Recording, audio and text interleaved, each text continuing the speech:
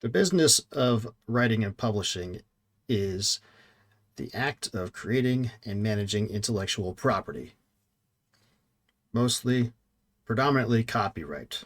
If you get big enough, trademark might come into play just because of as things get bigger, they get recognized, and you see bigger authors will trademark aspects of like characters or what have you.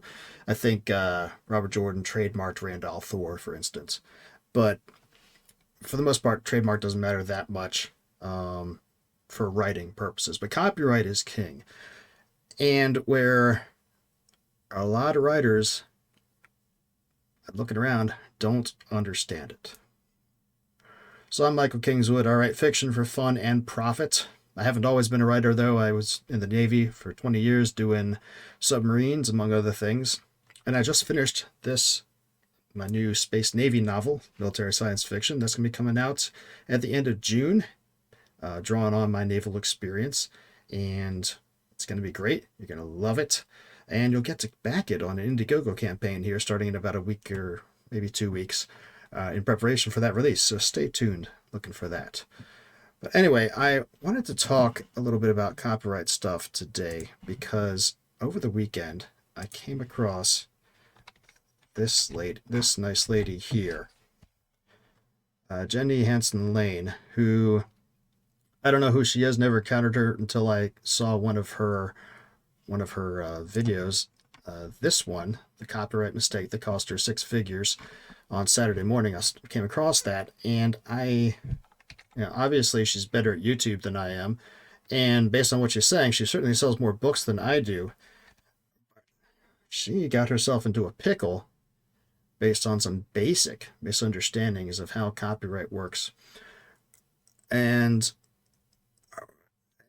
from the videos she's put out subsequent to that, it looks like it was mostly a misunderstanding. She didn't actually do anything wrong. Everything got cleared up, but she lost out on a bunch of sales and went through a whole bunch of stress based on some basic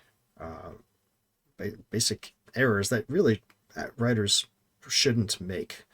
So I'm going to go through this video that she sent on Saturday because I think there's some things that could stand discussing and add some of my thoughts about it. Thankfully, her situation is resolved and she's doing great, and hey, that's awesome. But I think there's some things to talk through that people should be aware of and think about. And at the very least, I can get off my chest so I feel better about it and help me work through some things in my own head as I'm talking to you as well. It's not meant to be disparaging towards her at all. I mean, certainly she's kicking butt at what she's doing, and she seems like a nice lady. But this is a professional topic, and it bears rational discussion because it's a professional topic. So let's go through this, what she put up here. I'm going to pause periodically to talk about it as I see things to talk about. Cool, let's do it. Okay, if you're going to make passive income on Amazon, KDP, you have to understand copyright.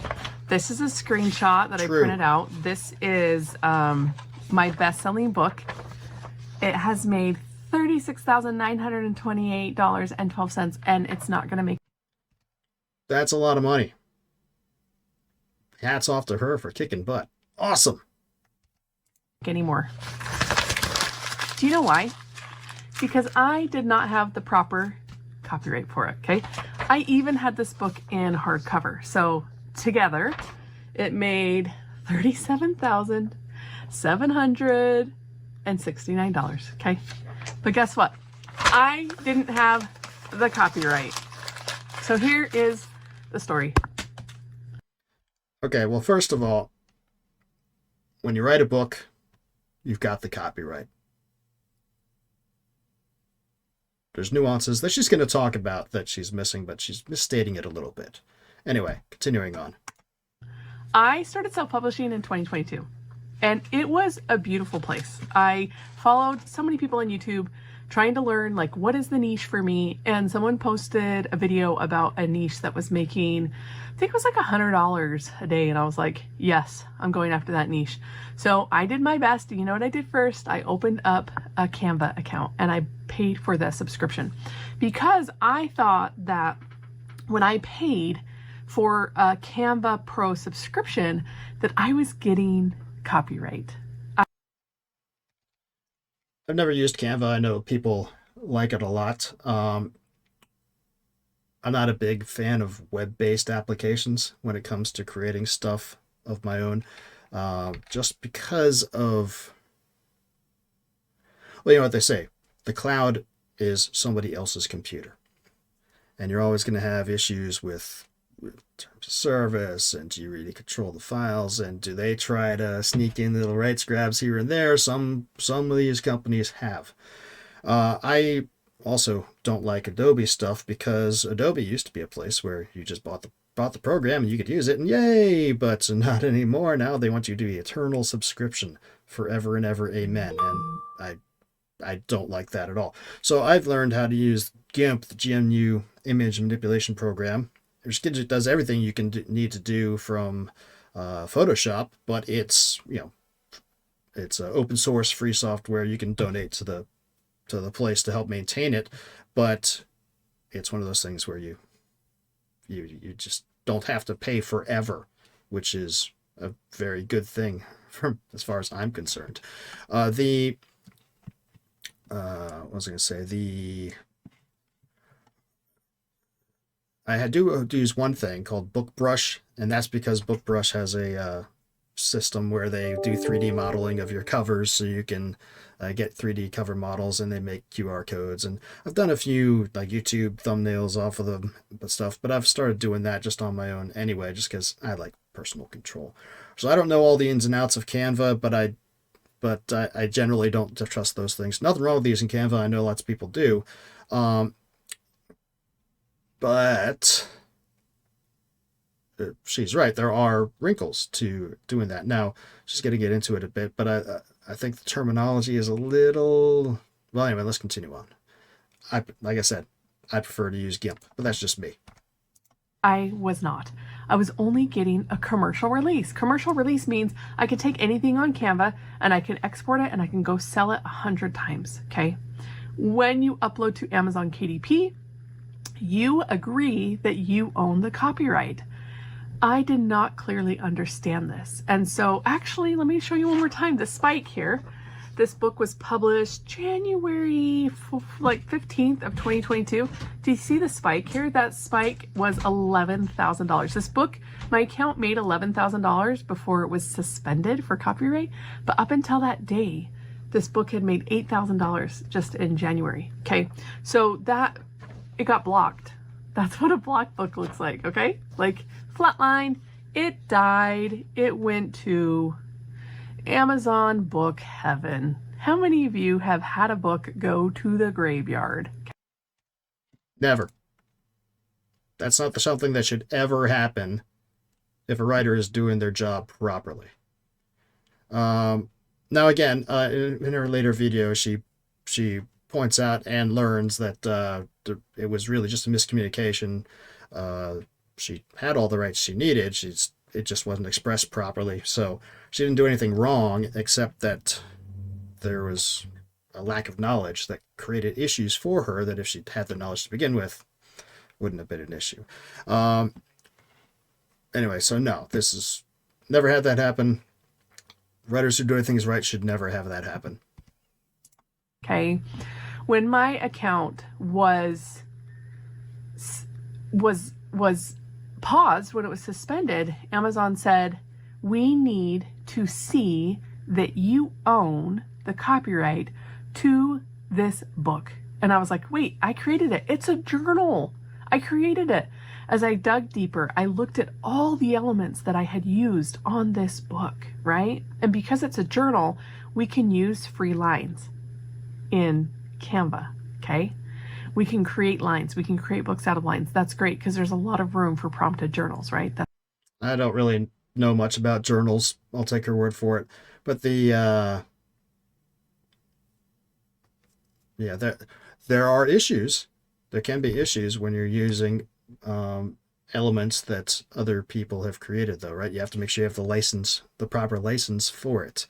Now, again, in her future video, she clarifies that the Canva license covered all the elements in it as long as she was making not using any one particular thing. She created a unique thing using all the elements they have in there. Then that's good, and that's true, right? Copyright is almost always derivative, right? There are really no truly unique ideas unless you're actually getting down and sketching a fresh sketch yourself when it comes to art. But even that, you always get influenced by something. But what is copyrightable is the original new creation itself, right? Not the title, not the characters, the new creation itself. This is why when I was talking the other day about the beta readers and that one guy who was worried about having the guy steal his story and you putting it in AI and having AI recreate it based on his story, it's like, well, okay, that's not a concern for you. That is a new creation based upon / inspired by your work. Now, there are the legalities of AI generation are way out there. The Copyright Office about a year and a half ago released a statement saying basically if it's AI created, it's not copyrightable because to be something that's protected by copyright has to have a human involved in making of it. Now they have since, there's been a little nuance on that because when you're dealing with AI stuff, how much prompting constitutes sufficient human interaction to make it human created. That's something that's still being thought about and litigated, and we won't really know until a case comes through that gets litigated and adjudicated through the courts. But as it currently stands, there has to be a human creation involved. So that guy who talked about the other day, there's no worries for him because the thing that would have been created based on his thing is not his thing. It's something else. It's a new one, and if it is copyrightable, it'd be a completely separate thing from his. Getting onto her topic here about the art that she used, it's a similar thing, right? If she's using Canva, I'm using GIMP. You can take all the various elements from the various places, and you can use them and then create a new piece of art, if you will, and that becomes unique, and that becomes something that is a new work. Now, where you can run into problems if you don't properly license the elements that you're using. Case in point, this is my new novel that's coming out on June 30th. This cover here, the cover of Warfare Qualified, I did not make this art, right? I actually got this art from Deposit Photos. DepositPhotos.com is my favorite stock art place to go to. I like it a lot because primarily because they have a good selection of art you can use, but also I like them because periodically they do sales through AppSumo, so you can get art downloads, a big bulk art downloads for a pretty low price with them. But in general, whatever stock art place you go to, it's like $3 or $4 for a work of art. And if you get the standard license, it's usable for up to 400 or 500,000 copies of a book cover, right? You can't put it on a t-shirt or a coffee mug or something like that. That requires a higher level license, which you have to pay more for. But for my purposes and most writers' purposes, creating covers, that's all you need. And then if you go above the 400 or 500,000 copy limit, well, then you have to pay for the higher order license, which is, as opposed to $3 or $5 for a piece of art, it's something like, a couple $100. Which, you know what, if you sold 500,000 copies, no worries on that one, right? Hey, I'll shell out a couple $100 more. Woohoo, let's go.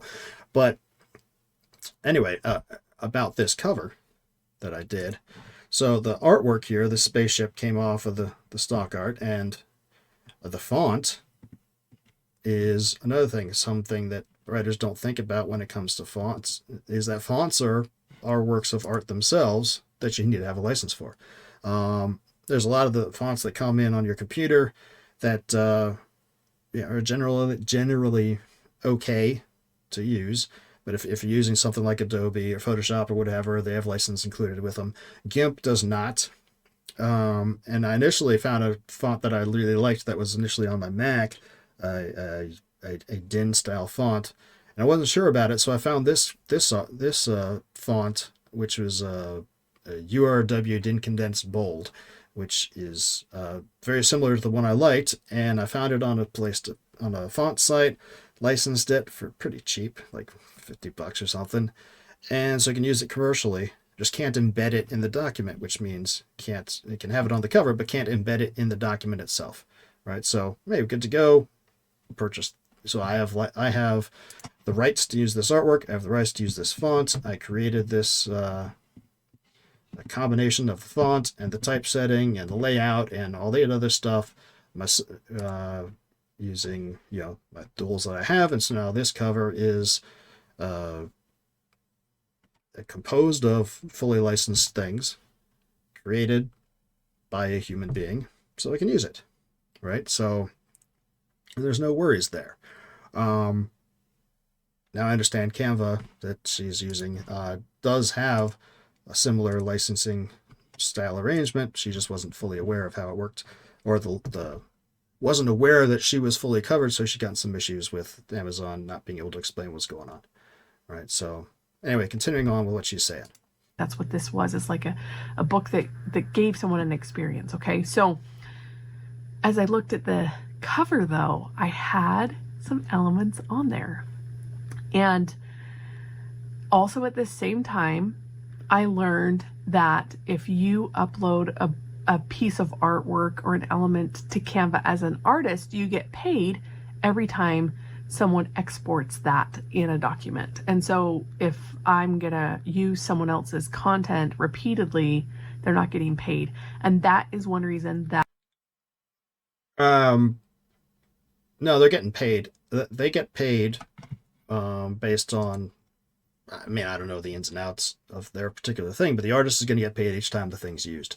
Once you use a thing and create a new work from it, and then use that work for other things, multiple uses of that work, the artist isn't going to get paid for. But the license that you're given covers X amount of uses, and you have to look at the licensing contract agreement to make sure you, like I just talked about with the one from Deposit Photos that I use, as long as you're not above the number of copies, you're good. Canva does not let you have the copyright because I'm not the original artist. I am the book compiler. I am the book creator.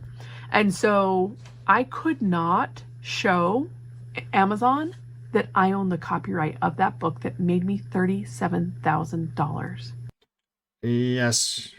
Again, she's confusing different aspects of copyright for different things, but yeah, anyway, sorry, go ahead. Okay.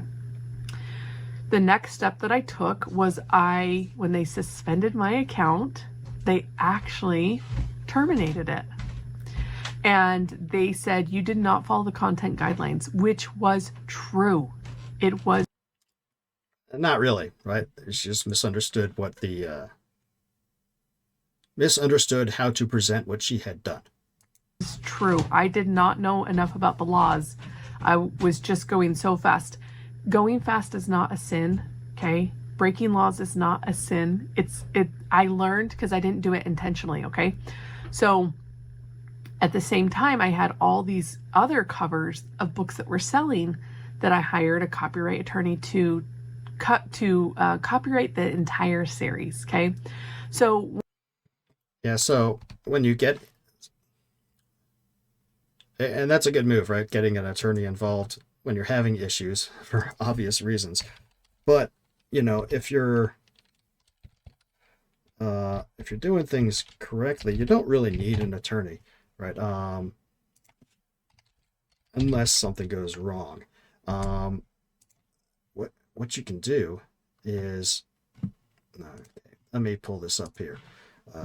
Go to the e-copyright office. You can just come over here and you can log in. This is the e-copyright office. There's an online portal where you can go, make an account, and go and just apply if you want to register your copyright. It's not necessary to register your copyright to gain protection, right? As soon as you create something, it falls under copyright protection. Now, there are nuances to that because Supreme Court rulings in recent years, before you file a lawsuit to protect your copyright, you have to have registered it with the Copyright Office.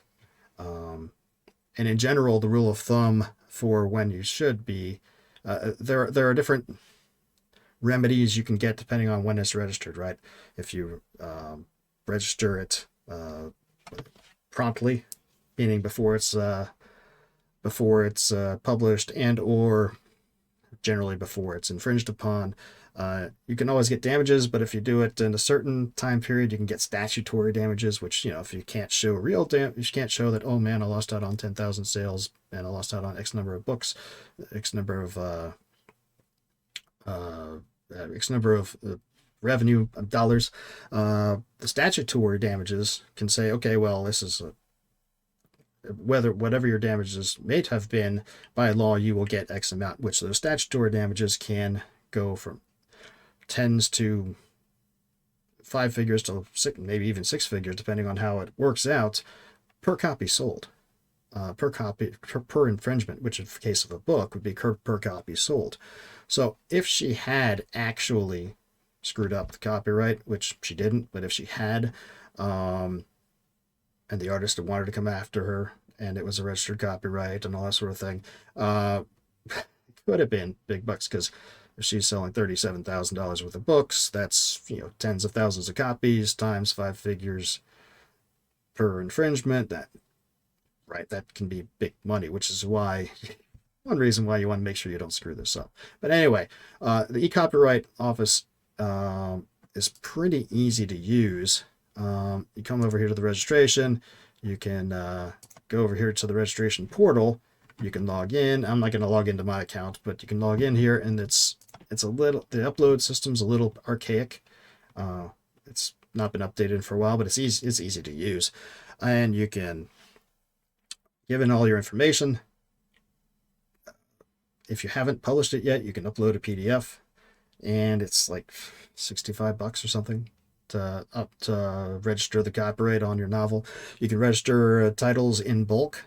You can register, like if you're publishing strictly on the web, electronically anyway, you can do up to 40 titles at once, as long as they're within 4 months of each other, and I think it's like $85 or something. You don't need an attorney to register your copyright. It's something you do on your own if you take the time to learn what you're doing and how to do it. Now, once you start getting into issues like she's had here, yeah, you definitely need an attorney to help pull yourself out of it, or at least figure out if you screwed up or not, and negotiate, if you did screw up, negotiate a settlement so that you're not completely screwed. Which, again, she didn't really do anything wrong. Just didn't communicate it right. And so she got herself into some issues she didn't need to. Anyway. When I was in Canva looking at the element that was in question, Amazon does not tell you exactly what element is in question. I had to do that detective work myself, right? And I found the artist that contributed that, and I reached out to them.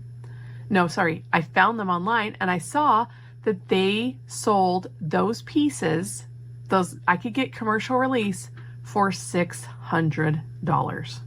Okay. Yeah, I mean, that's actually not unusual price. I have hired artists to do covers. Excuse me. They can go for a couple $100 all the way up to a couple grand, depending on who you hire in. Now, that sort of price generally, right, it's not the same as if you're doing a stock art thing from Deposit Photos, right? If I license that art for that cover, but it's not exclusive to me. Other people can use it too. If you get an exclusive license, then you start talking type of money she's talking about, or higher. doesn't need to be an exclusive. You don't need to get exclusive rights to a piece of art to use it, unless you want to make sure nobody else can use it on their covers at all. I don't know that it's entirely up to you, but she's right here about this. But what licensing type was she talking about with this person? Was it exclusive or non-exclusive? It doesn't really matter, but these are nuances that we need to think about. It was a background, you guys. And so I went to my craft store with my camera, because remember how I was a wedding photographer for 12 years before I started experiencing money online? I'm like, oh, I don't have to go shoot weddings, and I'm still trying to lose body fat from the wedding cake. Okay, so this is where I lose a little bit of charity, because this lady, she's a wedding photographer, she's in the copyright business. Photography, selling photography, that's licensing and selling of, that's creating copyright and licensing it. Right, in general, right, is my understanding from the photographers I've worked with when I've made my wedding photography, right, we got the right, they basically, the photographers sold us those pictures, right, but he retained the rights to use the pictures he took in his, for his own marketing purposes. But, aside from that, the pictures were ours, but that's still a copyright licensing arrangement, which if you're doing professional photography, something, I lose a little bit of charity, because this is something that shouldn't have been a surprise. Cake I've had for the past 12 years, okay? But you could tell we're kind of getting there, okay? Intermittent fasting for the win. Okay, so I went to the craft store and was like, how do I recreate this? And I got some material and I laid it down with my ring light and my photography stuff, and I took pictures and I recreated that book. Because it was selling to the tune of 37,000, and it was just one element that stopped everything. Okay. And so that was a moment that I had a really heavy lesson to have this income stream turn off, because I didn't understand the terms and conditions. It's my account. I signed up. I read the terms and conditions. And so from that, when AI was introduced, I was really excited. As an artist, you guys, my background is in printmaking, and I always tell you I'm going to show you a book that I've made. And I think we're going to pause here. The rest of this video, she starts talking about using AI as a tool, which some writers are very, very up in arms about. I'm not so much. I don't think it's a threat to what I do. And I can see how it could be useful as a force multiplier for what I do. Maybe I've seen some people doing some experiments online, recreating their own voice and recreating other people's voices using some of these tools, and it was like, man, it's doing a really good job of recreating my voice. I could come up with an idea, and then while I'm working on this one thing, use the AI tool to do some other side projects or whatever, to spend that maybe not as important, and then use them to generate side projects or what have you, and using prompts and editing it and tweaking it, a lot faster than if you're putting out by hand. And then there may be some legitimate use for that. With that guy the other day was worried about somebody blatantly copying his stuff with AI is, like I said earlier, not a really real concern. But I don't think. But a lot of writers don't even want to think about that. Now, props to her. She's looking into how to use these tools to better boost her business, which is awesome. So she spends a lot of time here in the rest of this video talking about it. And then she, again, talks about how we have to be cautious. Let me see if we can. So I'm going to go past the AI stuff, and we're going to go up here to the rest of what she's talking about. And I'm doing the best that I can. You guys know I'm not perfect. This is a testament to that, but I can't look away from self-publishing. It is so much fun. And as you get better and you protect your books, you're going to have a more profitable brand. And so I just want to share that with you, the importance of copyright, because I don't want you to have an income stream that changes your life for not good reasons, right? Like 100%. We're in the copyright business here. So we gotta understand how it works. Gotta uh, protect our work and protect our rights, but also respect the rights of others who are creating things of their own. And if we want to use them, use their work to augment ours, we got to do it the correct way. And we got to be able to understand what we're doing. So when we deal with places like Amazon or these other places, we can properly express that, yes, we're on the up and up, and here's how I'm on the up and up when I do it. So agree completely. this income stream has changed my life, but I have had to understand the consequences of a third-party platform. This could have happened to me on Etsy. This could have happened to me on Facebook if your Facebook ads account got shut down. This could have happened to me if I was, with Stripe payment processor. I've had friends that have lost their Stripe account for selling online courses, and that's something that I haven't experienced. So there is so many ways. I just want you to just remember this, that like there's never been more money in the world than there is today. There's never been this much currency, digital Bitcoin. Like there's Yeah, there's never been this much currency. But that's not a good thing, right?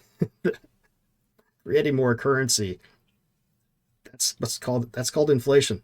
The value is the currency that currently exists. Now I get what she's saying here, right? There's opportunities galore. The floodgates are open. You can go out and make a lot of money doing, or maybe just make a little bit of money doing what you love, and there's very few restrictions on it. But like she's saying here, we don't want to do it wrong, right? You don't want to screw yourself. Now I don't know who her friends were who got done with Stripe. I don't know the dealios on that. But what's one of her other videos later in the weekend, she talked about how she had her Amazon account suspended a couple times for similar misunderstandings. And dude, that should never happen, right? Yes, the opportunities are out there and there's extreme amounts, but this is a worldwide business doing with intellectual property, and we got to do it right. Can't just, fly by night it. Now, again, turns out she didn't actually do anything wrong. It was a communication error between her and Canva and Facebook and Amazon, and she resolved it and got her book back up and everything else, and everything's good. But the fact that this was ever an issue at all should be, obviously she's learning a lot from it and moving on, but it's an issue at all should bring pause, because it shouldn't be, right? If we're going into this profession, going into this international business, we need to learn the rules and make sure we don't screw them up. Now I'm going to stop that video there, because at this point she goes on to talk about pep talk type of stuff, and is really what I wanted to talk to. Now again, there's a really nice lady here. Oh shoot, I hadn't subscribed to her. I did that again. She's a nice lady, doing great stuff, kicking butt with what she's doing, but set her foot wrong and it bit her. And I'm not trying to throw shade on her, but I think this is an object lesson on, you can't just create something and then go by the seat of your pants and hope that you're not going to run afoul of something if getting into this business, or any business, right? It doesn't matter if it's any business you're going into. You need to learn the rules and how things work so you don't screw yourself. And one of her other follow-up videos, she said she had another book that got taken down like 2 or 3 years ago. Well, no, like a year and a half ago, something like that. That if it hadn't been screwed up, she thought she would have made a couple $100,000 from it. Because of us, I don't know the exact details of that situation, but she portrayed it as a similar screw up. And man, that's a tough pill to swallow, right? We got to do our homework and make sure we're in the clear and getting our proper licensing, protecting ourselves properly, and also upholding the rights of the people we're working with properly, and to avoid that stuff. And it could be much worse if you actually violate somebody else's copyright and they want to be really, and they want to go hardcore against you. So we got to think through this thing and do our homework and learn the rules. It's not hard to learn. This is the Copyright Handbook from Nolo Press. It's fairly substantial, but you can get it from Amazon or other places relatively cheap. Let's see, it was like $50 when I bought it. But this is layman's terms discussion of how copyright works. What are the rules? How do you stay in the bounds, and how do you cover yourself? Anybody who's writing and publishing, or an artist doing any of this sort of thing, should have this book. You should read it. You should keep it at your desk. Read a chapter every now and then. Read up on the ones that directly affect you first, right? But read up the other stuff too, because there's stuff in here about derivative rights, sub-licensing, all kinds of things like that you don't necessarily think you're gonna have to get into. But if not, you get an email from a producer from Hollywood or something who wants to license your work, you better understand how that works too. I mean, that's a whole nother can of worms, which if you're wading into that field, there's much more minefields than just merely the ins and outs of your copyright. That's a whole nother can of worms that I've never been involved with, but I know people who have, and I've heard horror stories and I've heard great stories. And anyway, the point is this is a serious business that with big money, so thus big interest involved in, and it's an international business, and can't just hope that we're doing it right. We got to do our homework and make sure, so we know that we're doing it right, so we can maximize our benefits and not get ourselves in trouble. Anyway, again, nothing against Jenny here. Seems like a great lady. And clearly she's being successful in what she's doing. She's selling more books than I am and has more YouTube followers than I do by a lot. So I can't throw shade anyways. But I did think there was some stuff to talk through on her experience that she expressed. Now, like I said, since that video came out, I discovered that on Saturday. It's now Tuesday, and she's put out 3 or 4 more, giving more info about her situation as it went out, and so thank goodness it has resolved itself nicely. But you don't want to go through that kind of stress and that kind of, oh my God, what am I screwed kind of situation, right? You think ahead on this one. Right. So that is what I want to talk to you about that. As you know, though, like I said, I have been writing for a little bit. You can see my books here at michaelkingswood.com/store. I have all my stuff up on Amazon and Kobo and Barnes & Noble and every place else, but I like to send people here first because this way I get the most profit, because there's no middleman. I get all the money, and I have services that I use that will distribute the ebooks to you, and of course, like, ship the paperbacks and audiobooks you can directly download from me. It works out great. But if you like to use the retailers, michaelkingswood.com/books-to-read will find another way to look at my various books, and you can pick out. This is my Glimmervale Chronicles series here, heroic fantasy series, currently 7 novels with more on the way. You see here, this is my new Warfare Qualified book. Let's look at that one. If you click on the cover, you go here, get it now, it'll show you all the various stores that it's available in, where right now it's for pre-order, so not every store allows pre-order, so you won't find it everywhere. But that's how you can find my stuff. As well,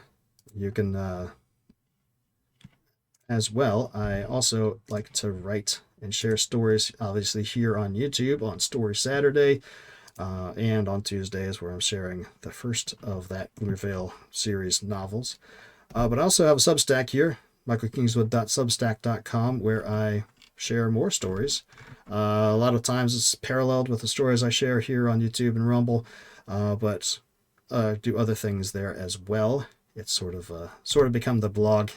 I have a blog up on my website, but frankly, that's sort of gone secondary to the video channels and the Substack. So that's how you can find me. I'm also on Twitter and a few other places, but that's the main place to find me. And so, hey, if you've gotten something cool out, if you've gotten something out of this, if you agree with me or don't agree, let me know down in the comments. And come back here on for the channel. We're doing more fun stuff. This Saturday, for Story Saturday, we are going to present a fun story of mine, which is features my favorite character that I've written about, Dustin Cofield. He's Elf Terminator. He's a secret agent who works for a secret organization that doesn't exist to help Santa Claus maintain his production and stave off the harassment of rogue elves. And so we got one of his stories coming up on Saturday. That'll be fun. And of course, we'll be talking about writing-related things and other things that come to mind here throughout the week. And on Tuesdays, like I said, we do the Glimmer Veil book. All right, that's it. I'm going to sign off here.